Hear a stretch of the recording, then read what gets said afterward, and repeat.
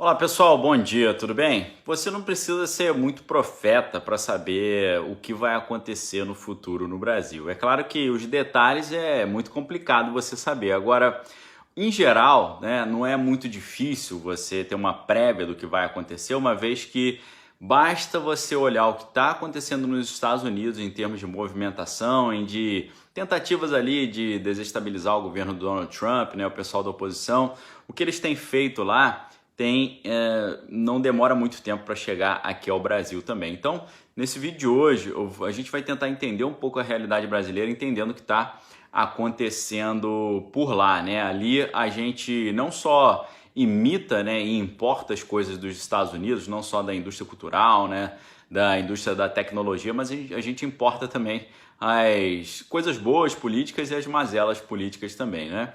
E aí, pessoal, que a gente começou a ver lá nos Estados Unidos agora é uma pergunta que está ali como um fantasma para a grande mídia, né? A pergunta é, né, o que aconteceu com os incessantes e onipresentes alertas do hashtag Fique em Casa, né? Porque quando começou a situação lá, todo mundo fica em casa e tal, né? Todos os jornalistas importantes falando fica em casa, né?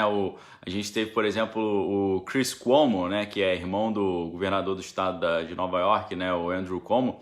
O Chris Cuomo é apresentador de uma grande emissora americana, né? Ele acabou tendo problema lá de saúde aí relacionado a essa infecção, né? Que a gente está vendo, e ele sempre falava, ó, é muito complicado, né? Esse problema, fica em casa, fica em casa, fica em casa. E aí eu dizia, né, que aqui no Brasil, né, como o presidente Bolsonaro estava sendo crítico, né, à questão das medidas de distanciamento, e aí, né, todo mundo do establishment, né, se colocava a favor do fica em casa, né? Como o presidente Donald Trump criticava, né, as estratégias do fica em casa, todo mundo começou a falar o contrário, fica em casa. E eu pensei, será que se o presidente Donald Trump e o presidente Bolsonaro começarem a falar fica em casa, será que o pessoal vai querer sair de casa?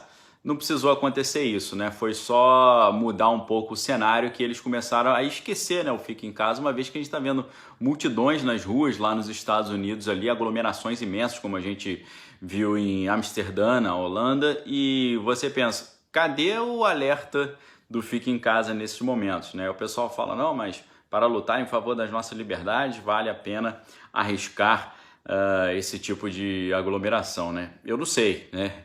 Eu acho que dentro de todos os argumentos que eles trouxeram, eles deveriam continuar com o hashtag Fique em Casa, tá? E aí, pessoal, a gente é curioso ver, né, como lá nos Estados Unidos foi mudando essa ideia do grande inimigo a ser combatido, né? Porque primeiro, né, o problema do mundo era essa crise de saúde, né, que estava sendo dita que ia, né, dizimar ali muitas pessoas e tal, detonar com a economia, então todo mundo deveria ficar em casa. Agora o problema já é outro, né? Agora o problema são a questão de lutas de classes, né? Lutas de setores, né? O rico contra o pobre, por aí vai. Então já o problema do mundo já mudou, né? Agora é completamente outro, né? E aí a gente fica perguntando, né? Quem que fica ali sentado numa grande mesa pensando, escolhendo qual que vai ser a grande próxima crise, né? E a grande pergunta é o que eles vão inventar depois, né? Quando a gente olha que eles tentaram fazer um processo de impeachment lá nos Estados Unidos, não deu certo porque não tinha prova, o presidente Donald Trump saiu fortalecido. Depois veio essa crise de saúde, né? E eles tentaram usar essa crise de saúde para derrubar o Trump, também não conseguiram, né? E agora, então, eles criaram essa ideia de luta das classes, né? E também, né, ao que tudo indica, não está dando certo lá para derrubar o Trump. Eles vão continuar escolhendo aí inimigos e crises até a data das eleições, né? Porque lá nos Estados Unidos a gente sabe que tem eleições presidenciais nesse ano de 2020. Aqui a gente não tem eleição presidencial, mas temos eleições municipais que estão ali meio no ar ainda, né? A gente não sabe exatamente o que está acontecendo. Agora, tem uma outra, né, um outro detalhe que a gente vê nos Estados Unidos que eu acho extremamente elucidativo para a gente refletir sobre o que está acontecendo no Brasil hoje, que nós podemos ver essa estratégia contra o Trump, né, a estratégia do que lá nos Estados Unidos se chama de lawfare. Lawfare é uma mistura de law, que é lei, com warfare, que é guerra, né? Então, esse termo lawfare tem sido usado ali, em geral, no sentido da utilização de meios jurídicos para fazer uma espécie ali de perseguição política, né? Ou você prejudicar a imagem pública de alguém, ou você tornar um adversário político ali desclassificado, né, para disputar com você, né? Nesse sentido, uma das características mais importantes desse lawfare é você insinuar que a pessoa cometeu algum erro, mas você não ter provas para isso, né? A famosa acusação sem materialidade. E quando a gente olha o que está acontecendo nos Estados Unidos, né, a gente vê, por exemplo, né, as estratégias lawfare usadas lá contra o presidente Donald Trump, né? Manipulação do sistema legal para dar uma aparência de legalidade, só que usando isso para fim político. Instauração de processos judiciais sem qualquer mérito, né? Você vê o impeachment lá sendo instaurado, mas não tinha base factual. Uma espécie de excesso, né, ou uma espécie de abuso do direito, né, com o intuito de prejudicar a reputação de alguém ali que é adversário, né? A gente vendo isso também lá com o FBI ali, né, tentando prejudicar o Trump e tal, aquelas polêmicas que a gente viu. Ações judiciais para tentar desacreditar o oponente, tentativa de influenciar a opinião pública utilizando a lei para fazer uma publicidade negativa, a própria judicialização da política, né, que significa usar a lei como instrumento para conectar meios e fins políticos, trazer ali uma espécie de desilusão popular, né, fazer o povo ficar com descrédito na política ou na gestão presidencial. Também ali criticar aqueles que usam o direito internacional e os processos judiciais para fazer reivindicações contra o Estado, usar o próprio direito como uma estratégia de constranger o adversário, bloquear a própria defesa ali dos adversários, né, e impedindo que eles usem os meios legais para poder fazer isso, né? Então, pessoal, quando a gente olha isso tudo que está acontecendo lá nos Estados Unidos hoje, a gente já tem uma prévia, né, do que pode acontecer aqui, né? A gente viu aquelas aglomerações nas ruas nos Estados Unidos começando, logo em seguida isso começou a chegar aqui. Aí você pergunta, Daniel, e aqui no Brasil? Aqui no Brasil, gostaria de deixar uma importante reflexão para vocês, né?